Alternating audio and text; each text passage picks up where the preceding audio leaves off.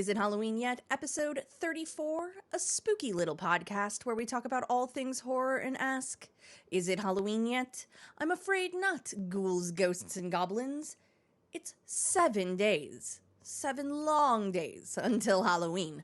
I'm your ghostess Spencer. Let's see what we've got on the slab this week. We've got a lot of video game news from big asymmetrical titles that are out or now. Evil Dead, Texas Chainsaw Massacre the game. We also found out a lot of upcoming big IP news dealing with Saw, the Conjuring verse.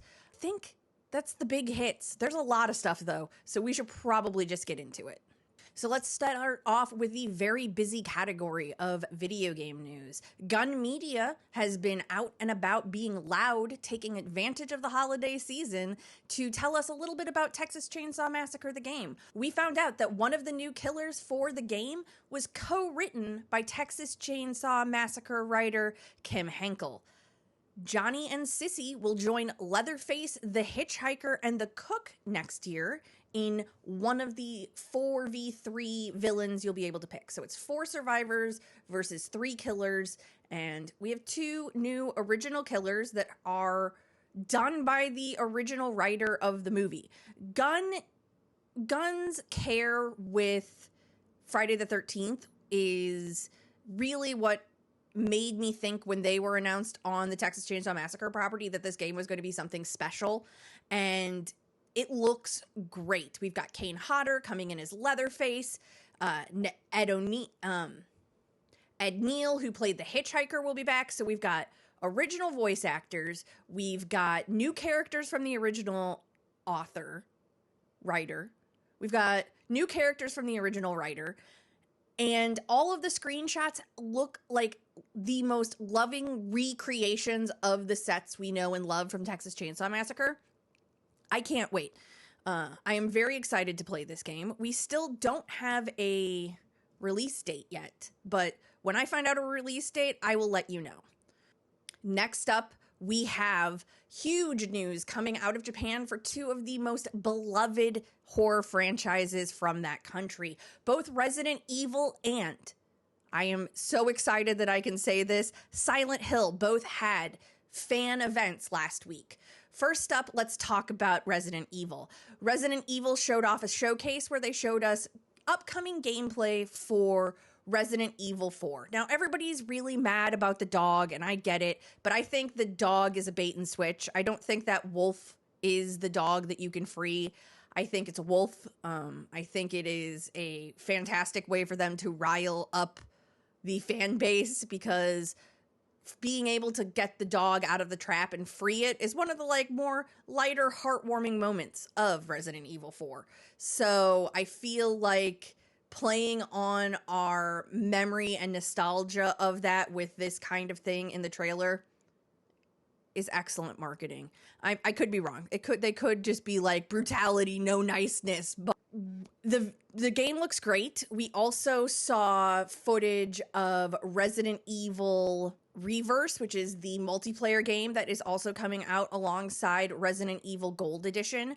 Right now, if you have bought that game, you can play it until Wednesday, I think, in an early access period because you own Resident Evil Village. I'm going to hop in and make a video for the channel about it. It will be up this week, probably on launch day. I haven't really put a lot of time thinking into the Resident Evil asymmetric horror game just because it looked so bad and was so broken when it came out, but I'm excited to see what it's about. It's free. I bought Resident Evil Village, so I should check it out. So stay tuned to the channel for more information on that game.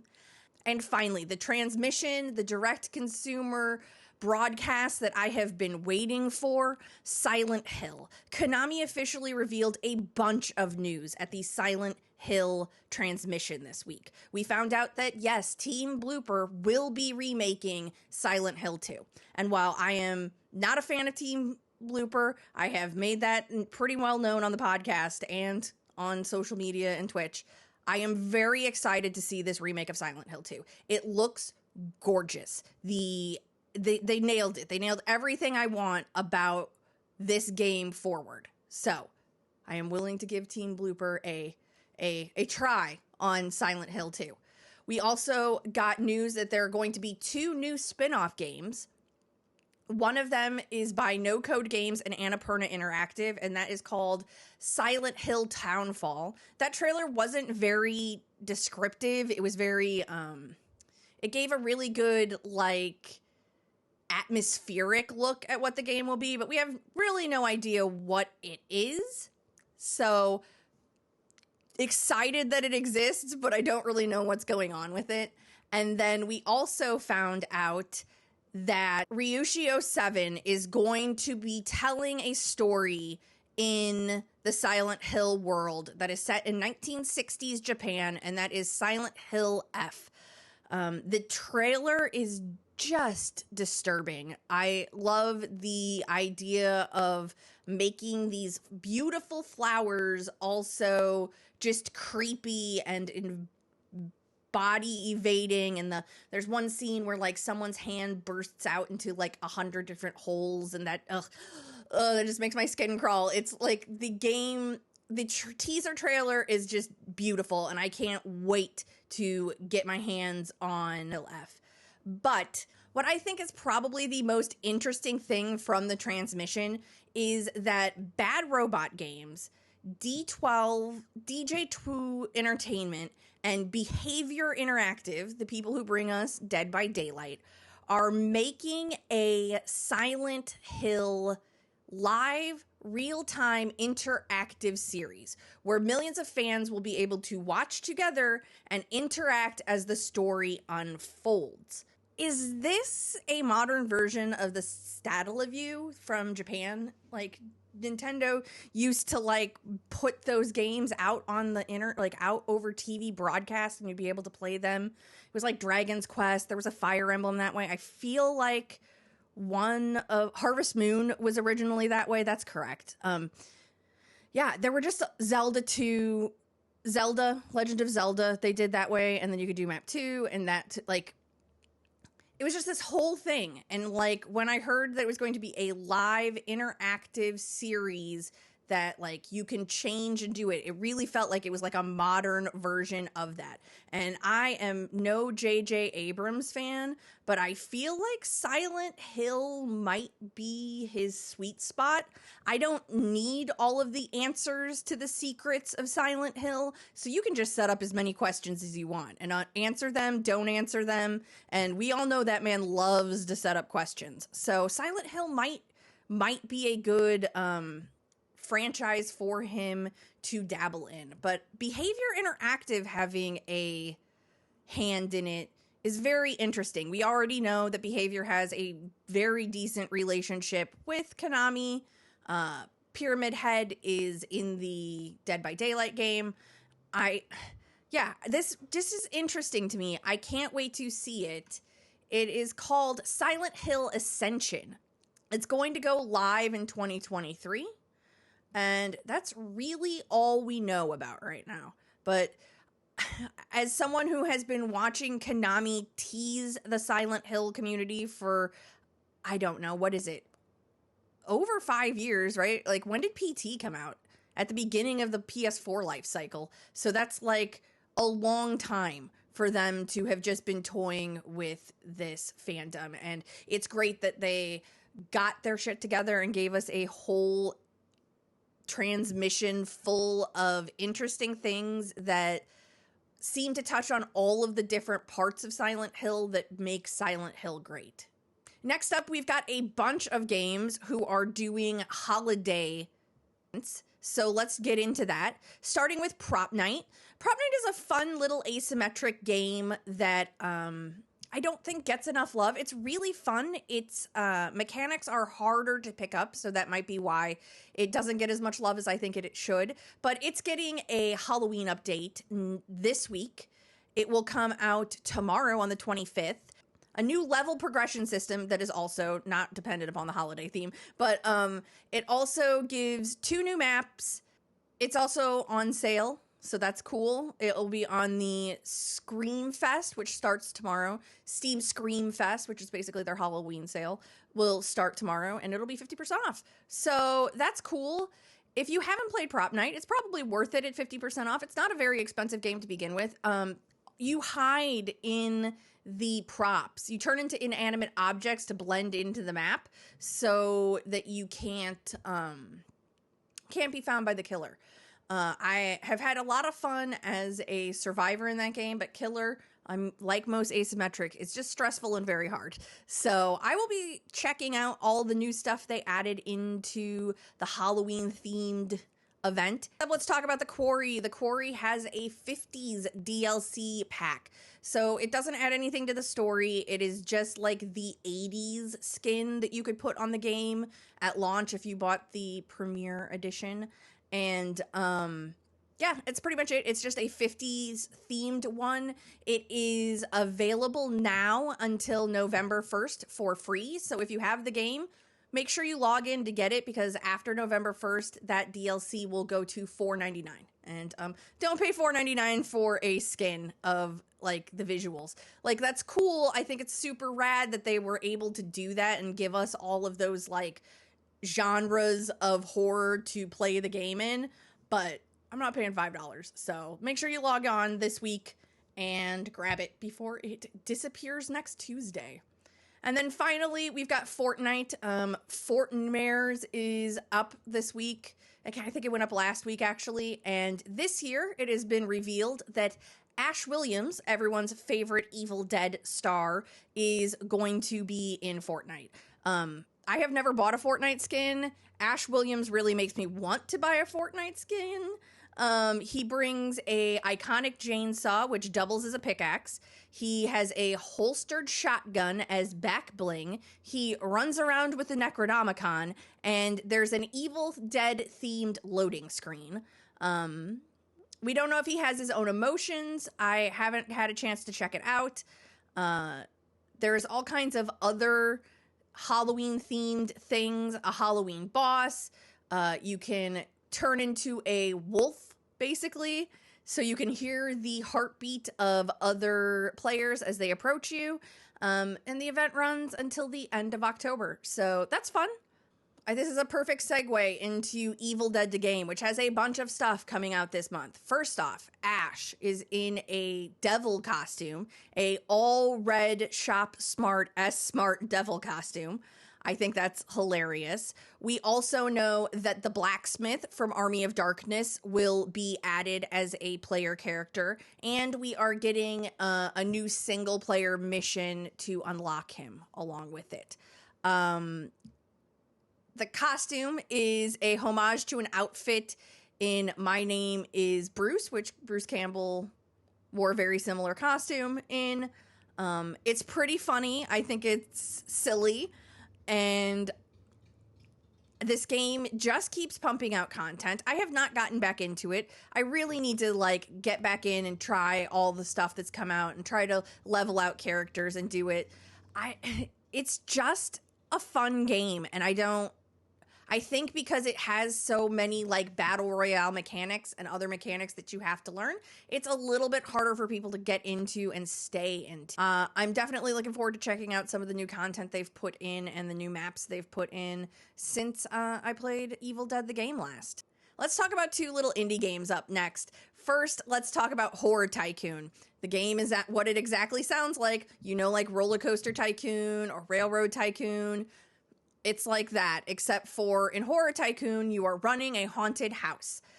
You have to make sure that you scare your guests and you can get them to run out of the house before the end of it, or you lose money and reputation. So I haven't had a chance to look at it. It is from Playway and Game Parrot, so all the people who develop those games that we know and love, the Tycoon games we know and love. So it is out on Steam right now in early access. It will be launching the full game in 2023, and I probably will try to get a video up on this in the relative near future, just because a haunted house simulator where you have to make your own haunted house sounds ghoulish and fun. I was in haunted houses as my school used to do one for a fundraiser every year, so like I was in haunted houses from like when I was in elementary school until I was in high school. And so like there's just a little like soft spot in my heart for that. And next up is a little indie game called Zombie Cure Lab. It is a sandbox lab builder where you have to solve the problem of the zombie apocalypse. You start out with a tiny little area, and then you're able to build up into a giant laboratory where you can catch zombies, and you can do experiments to end and find a cure to zombieism and save the world. So that'll be headed to Steam in early access on December 7th.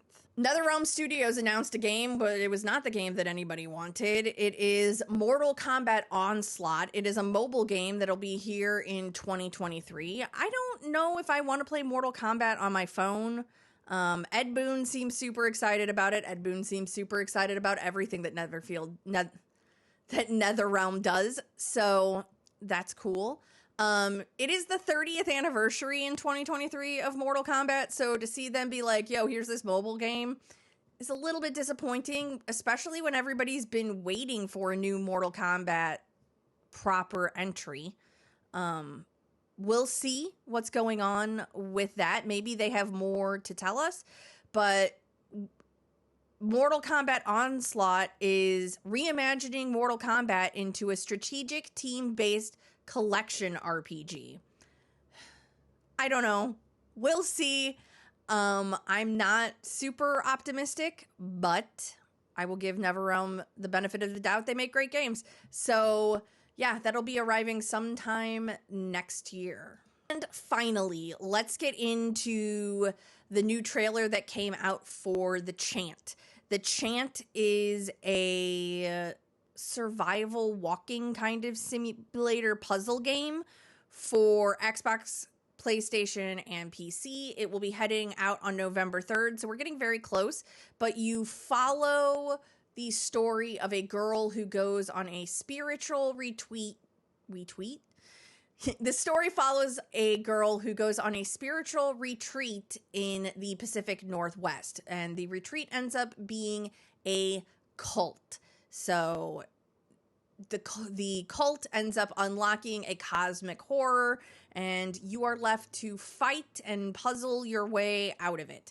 They showed a lot of the spirit mechanics for the combat, and it looks super fun, super cool. I just think this game, nobody seems to be talking about it. I think everybody's really focused on the Callisto Protocol, which is coming out a month after, and like Pokemon comes out in November. But like, I think people are sleeping on this game. I can't wait to play it. It will be our Friday Night Frights for November. Friday Night Frights is the live stream I do on the channel. We're gonna play horror games. It's gonna be fun. I'd hoped to do it all month of October, but like, you know, things happen. So this week we are playing Scorn. So we'll be playing Scorn this week, and next week we'll play it, and then we'll start the Chant at the end of Scorn, because Scorn's not very long. We should get through the bulk majority of Scorn this week, finish Scorn up, and then play the Chant on Friday next week. So that's going to do it for video game news this week. Let's move into TV news. There isn't a whole lot of TV news. We really just got some stuff from Netflix.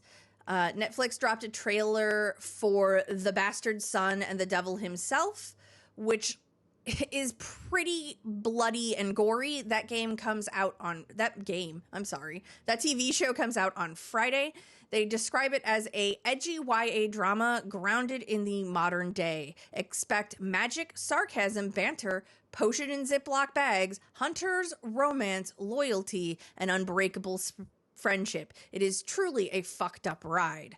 All right, it sounds cool. The trailer looks great. If you're into YA horror, this may be for you. Just blood-soaked through most of the trailer, so I can't see why it would be a bad time. Next up from Netflix, we found out a little bit more about Fall of the House of Usher. Mike Flanagan's out doing press for The Midnight Club, which I still haven't watched. I need to get on that. He is talking about how the Fall of the House of Usher might be the closest to Giallo that he ever gets. And that makes me excited. There should be more modern Giallo. We need to get into that. I think Malignant is great. And while it is not like very strict giallo. It does have a lot of like giallo influence, and Dark Glasses is out now, and that is the king of giallo himself, Dario Argento's new movie, and that seems to be getting a really warm welcome. I think we've had like a little slasher renaissance. I think we are ready for giallo to come in and have a American like footing, like an American like coming out party. Like, it has never really been that popular of a genre in the United States. I would like to see more of it. So he says that it is crazy and it's unlike anything I've ever done. My favorite way to describe it to people is it's like Hill House is a string quartet and Bly Manor is this delicate, beautiful piece of classical piano music. The Fall of the House of Usher is heavy metal. It's rock and roll. It's wild, it's colorful, it's dark and blood-soaked, wicked and funny, and aggressively scary. All right, I'm very excited. This will be the series for next October. I'm 100% positive that that is what will happen. It will be our Flanagan series for October from Netflix next year. That does it this week for TV news. We're going to move into box office news, and there's just a lot of box office news. So let's start out this. We got 2 Mondays worth of box office news to do. The week of the 14th through the 16th, that weekend, Halloween Ends held the top spot at the box office with $40 million. It averaged about $10,000 on a screen, and it was about 4,000 screens. That's great. I think that that's a good number for a movie that also came out on Peacock day and date. I know lots of people probably stayed at home and watched it. I can't wait to talk to you about this movie. I'm working on a video that should be out tomorrow that is a case for why this movie is great. I feel like a lot of people are hating on Halloween Ends in a way that is just, I don't know, reductive, I guess, is the best way to put it. I think there's a good case to be made for how great of a film this is, in that, like, it really follows the core of the first 3 Halloween films and modernizes them in interesting and unique ways. And as soon as I thought that about this, I really started to like Halloween Ends more than I thought while watching it. It is a movie that has very much grown on me the more I think about it. And that's the key. I still think about it a lot. So I'm always into movies that make me think about them after they're done. 2 at the box office was also a horror film. Smile came in with $12 million, $12.5 million about. Then we have to jump down to, number 6, Don't Worry Darling. That's a thriller, but people want to lump it into horror. I haven't seen anything that would make me think that it is horror. That is definitely in the thriller genre, but we'll mention it. It had $2.2 million. Coming in at number 7 was Barbarian. I think they brought that back out in the theater, maybe? I don't know why Barbarian popped back up so high after being down for a little bit, but it was at $1.3 million.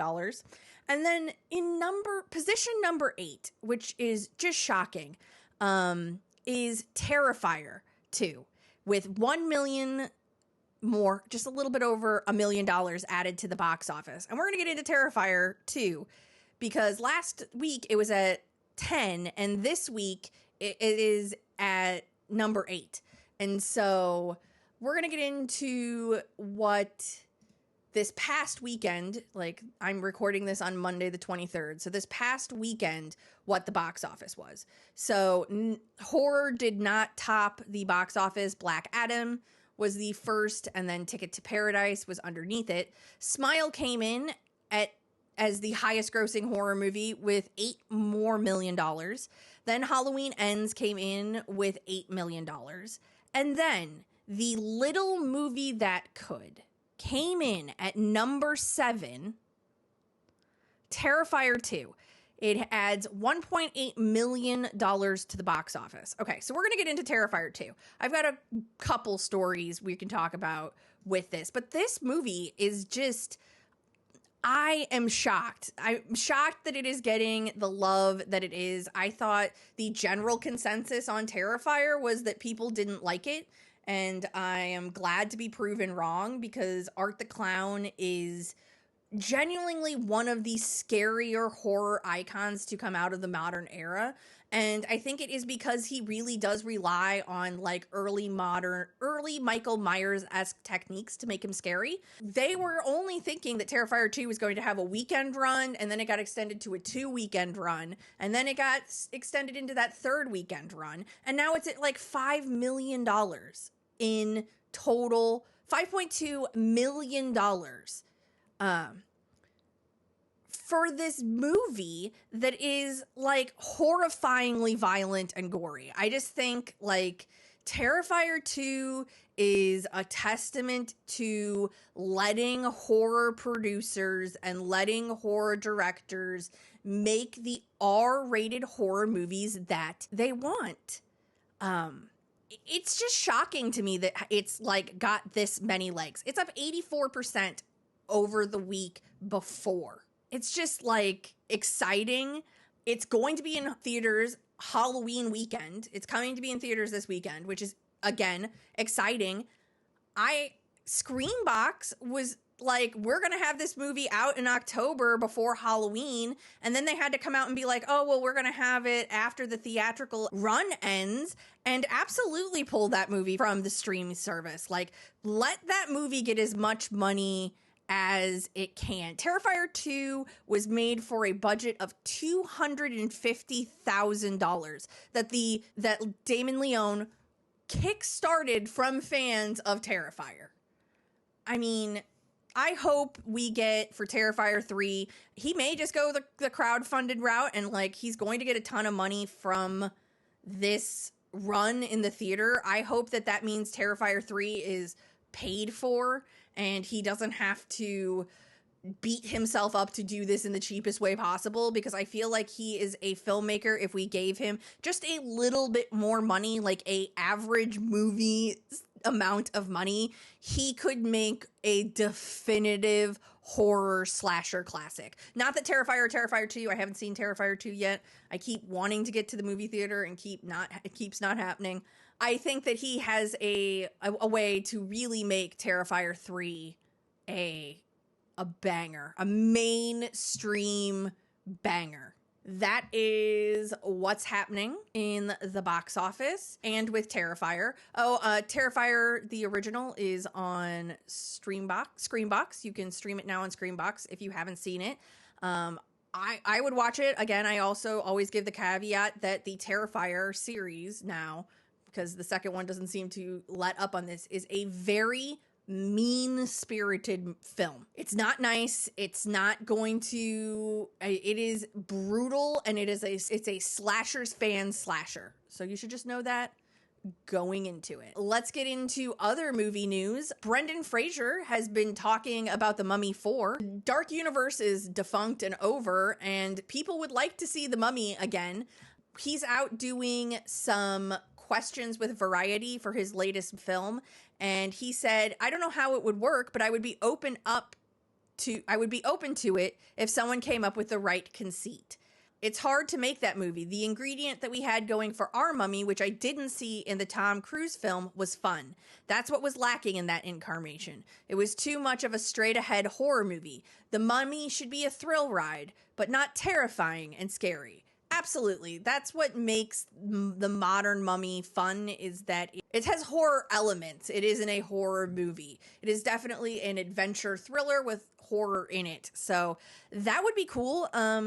I hope that happens. There's no concrete evidence that will happen. But I would love to see Brendan Fraser back at The Mummy. I'd love to see a Mummy that's watchable. I'll take that at this point, because that Tom Cruise one is not a watchable movie. Next up, we have yet another Christmas horror movie. The Apology will be premiering on Shudder in December. AMC Plus have partnered with RLJE Films to bring us The Apology.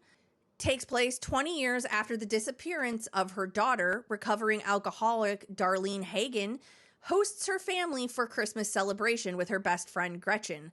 Late in Christmas Eve, Darlene Late on Christmas Eve, Darlene's estranged ex-brother-in-law, Jack, arrives unannounced, bearing nostalgic gifts and heavy secrets. Soon, Darlene finds herself caught between reason and ruthless instinct. Trapped together by a dangerous storm, a battle of wits escalates into a violent game of revenge. This sounds great. I love these kind of horror movies where it's like a little bit like Krampus without the monster. It's like terrible families held up together to like have to battle each other. Like, who doesn't love that? So again, I'm very excited. This Christmas is a bounty of horror Christmas movies. We've got the 2 Santa movies. We've got this. There's another one that the Grinch movie. That's what it is. I was like, there's another horror Christmas movie that's coming out. So we've got like a whole Christmas season of horror, and I couldn't be happier. The Blumhouse movie Soft and Quiet will be coming out in theaters and in VOD on November 4th. It was a really big deal coming out of South by Southwest. I know a lot of people really liked it. It looks interesting. Everyone I know who has seen it has said that it is fantastic. So I will be looking forward to seeing that one on November 4th. We also found out this week that the Nun 2 sequel is filming. We are hearing that Tialja Farmiga is back as Sister Irene. Bonnie Aarons is back as the demonic nun Valak. We heard that Aika Cooper, who wrote *Malignant* and on almost every piece of sci-fi television apparently that I find interesting. She worked on Star Trek Strange New Worlds. She does one of the best episodes in that first season. She's writing The Nun 2, and yeah, it's going to be fun. Speaking of The Conjuring, I guess we should talk about this. Conjuring 4 was announced over the weekend. It's having the same filmmaking team. So I don't quite know what that means. The same filmmaking team, does that mean that James Wan is coming back to direct? Or is James Wan off doing other things? James Wan things. David Leslie Johnson McGoldrick is going to write the new entry. We don't know which case file it will follow. I hope they go back in the past, because we are like quickly running headlong into Ed's death. And like, I don't need another movie of seeing Patrick Wilson being old, sweaty Ed. Like, I don't need it, but we're here. We're going to get it. Can we just go back to Ed can we go back and make it so that at least Patrick Wilson's hot? Like, I don't need sweaty Patrick Wilson for a whole nother film, because he was like completely useless in the third one. I hope they do a like have her be like old, like even have Ed dead at the beginning of it. I don't care. Like, make Ed dead and have it be Lorraine thinking back as a memory. Like, encase it in that. So you could just go back and do some of the cases that you've missed. Yeah, because you guys really they really ended The Devil Made Me Do It with that like gazebo scene, which was really like a nice, sweet bow on the Conjuring films. So just go back in the past. Don't try to go past that, because like he's very quickly going to be, he's not long for the world. So idea when that's coming out, but I would have to guess probably 2025. I don't think they turn it around. Maybe they turn it around and it's out in 2024. I mean, that would make sense if they want to have a Conjuring movie out every year. They haven't had a Conjuring movie out in 2 years. Will have been 2 years by the time The Nun comes out. They took 2022 off. Next up, we're going to talk about another film franchise that is getting a new entry, and that is Hell House LLC. I had always thought that was a one-off movie. I didn't realize there's like 4 of them. So this has spurred me into wanting to watch those. I love found footage movies, so I don't know why I have been sleeping on this series. But in 2023, coming to Shudder, we will be getting Hell House LLC Origins, The Carmichael Manor. The trailer's kind of scary, and that was really what got me into wanting to see this. This is the 4th movie. I'm sorry. There's only 4. I didn't even know there was 2 other Hell House LLCs. So I'm going to catch up on those, and it is going to be Halloween release for Shudder next year, and that's exciting. It looks super scary. Shudder's Halloween 2023 is really shaping up to be good. We know we're getting VHS 85, and we're getting now this Hell House LLC. Shudder is just the little streaming platform that could. Like, Screambox is also very good, but Shudder is just getting the films. They are spending that money and making it worth the $5 a month you pay for Shudder. If you don't have Shudder and you love horror movies, you've got to have it. Not sponsored, but absolutely would be if they would, because I just love their service. And next up, we're going to talk about Sisu, which is yet another Christmas movie. It is a delightfully twisted take on Santa Claus, according to Bloody Disgusting. The film will receive a theatrical release sometime in the future, but the film was under a little bit of a bidding war, and it looks like Lionsgate has come out on top. People who've seen it at TIFF and at Stige have loved it. It won a bunch of stuff at the Stige Film Festival, and I'm excited to see it. It's supposed to be very bloody and very gory, so give me the gory Halloween or give me the gory Santa Claus movie. Absolutely. I'm here for it. Next up, Brendan Cronenberg's film starring Mia Goth will be headed to theaters shortly. It was just rated with a hard R for graphic violence, disturbing material, strong sexual content, graphic nudity, drug use, and some language. It stars Alexander Skarsgård and Mia Goth, and it had just been re-edited to get a hard R rating, rated at NC-17. So that sucks. I hope Neon puts out the NC-17 version on DVD. Please just give me what Brendan Cronenberg wants to show us. Like, I don't need the censorized version of it. Let's do a little bit of home video news. Black Christmas, one of my favorite slasher movies, is getting a 4K release from Scream Factory this year. It's got all new cool stuff for the special edition.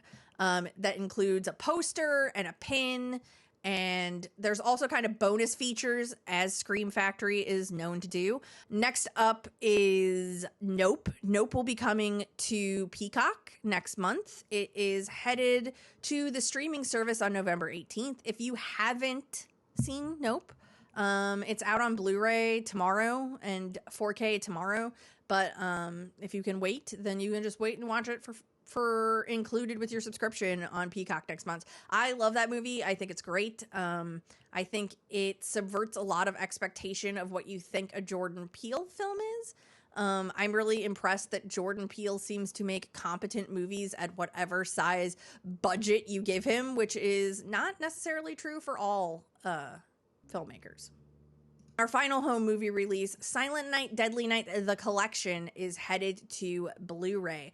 Silent Night, Deadly Night, The Collection is all of the sequels to Silent Night, Deadly Night, and it will have some audio commentaries and some behind-the-scenes footage for each film, and the ones that are included are Silent Night, Deadly Night 3, Better Watch Out, Silent Night, Deadly Night 4, Initiation, Silent Night, Deadly Night 5, The Toy Maker. Oh, I think the fifth one might be the best one, other than the first one, which is just wild. But Bill Moseley is in the third one, and so that's always a fun time that we're getting these films out on Blu-ray. Again, I love Christmas horror movies, so what are you gonna do? I don't know why, but yeah. So the Killer Santa Claus movies will now all be out on Blu-ray. In a little bit of moving around the schedule news, but in the good way, Megan is being moved up a week to January 6th. So that dancing doll that we talked about last week will be be able to watch it a week earlier on January 6th. Screenplay again by Aisha Cooper. She's just all over horror news this week. And I can't wait. That movie looks creepy and like amazing. So I if it's half as bonkers as Malignant, I'm going to be happy. That's all I can ask for, is it be half as bonkers as Malignant. And then let's get a little extra news. This isn't movie news, but I don't have any kind of where else to stick it in here. But I think it's one of the funnier things that the horror community has put out in the previous years. Paranormal Reserve is a vodka that is aged in different paranormal places. And this year it was aged in the museum where the real Annabelle lives. So this year is Paranormal Reserved Annabelle Edition. The limited collection of 666 bottles rested for 30 days at the Occult Museum in Monroe, Connecticut. You can buy it now for $199 a bottle. I think it's a ridiculous price for it, but I think it makes me smile every year when we find out where they're just like putting cases of vodka to sit around and age for 30 days, I guess. So there you go. So for our last little bit of news this week, we will see Tobin Bell return to next year's Saw installment. I don't know how that's going to work. I'm excited. I guess we're going to like see him in some other way. Apparently Jigsaw is a more prominent figure in Saw 10. Holy crap, we're at Saw 10. And I don't know, that man's been dead since Saw 3. So it'll be wild in some ludicrous Saw way that they bring him back. But I am excited that he will be back because I liked Spiral from the Book of Saw. There was one really fatal flaw with that movie for me, just because I'm a huge Saw fan, and I hope when we get a sequel for that too. I hope that they make that movie better in a sequel, learn from that mistake that was made and like make a better one, because I think it could have been a really good movie and it had a lot to say that was good. So I'm excited for Saw 10. That's coming out October 27th next year. So like we're like rounding out like a year until a new mainline Saw movie. And I kind of never thought we'd get another mainline Saw movie. So yeah. So Jigsaw, he's coming into our screens next year. So that's going to do it this week. It was a pretty big episode. Lots to talk about, lots going on. It really feels like horror is a year-round, never-ending genre, and I could not be more excited about it. Yeah, so I will see you all next week for our Halloween episode. The podcast will come out on Halloween, so check out the intro that happens that day, I guess. Yeah. So I'm Spencer. You can find me all over the internet as Miss Nintendeek64. You can find the podcast all over the internet as a Halloween Club. Yeah, we're going to be doing Friday Night Frights this week on the YouTube channel, and we will be playing Scorn. So I hope to see you there. I'm also playing horror games on my Twitch channel, where I normally play like more cute and farming games, but this week we're going to be playing some horror games. I hope you can check out one of those streams. There's also a bunch of videos coming out on TikTok about my ranking of 101 scariest movie moments on Shudder. There's also that Halloween Kills video There's also that Halloween Ends video coming out. There's also a ranking of the entire Halloween series video coming out. And yeah, there's just a lot of stuff trying to close out this week, last week of October strong. So that's going to do it. You know what time it is. Sleep or don't.